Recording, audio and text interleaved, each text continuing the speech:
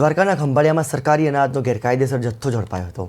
નવી ફોર્ટ ગામે ફેરિયાઓ પાસેથી સસ્તા અનાજનો 4,500 કિલો અનાજનો જથ્થો ઝડપાતા ખળભળાટ મચી ગયો હતો. આ મામલે સમગ્ર અનાજનો જથ્થો કબજે કરી તંત્ર દ્વારા આગળની કાર્યવાહી હાથ ધરવામાં આવી હતી.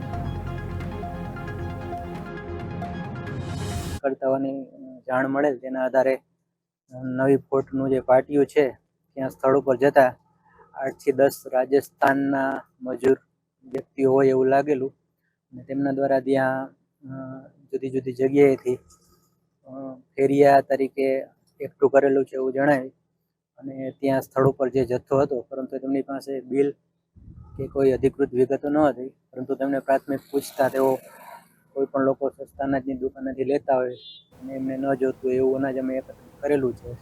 એના એવી વિગતો હતી. એના આધારે કોઈ પણ અધિકૃત પુરાવા ન મળતા એમનો તમામ જથ્થો સીઝ કરેલ છે.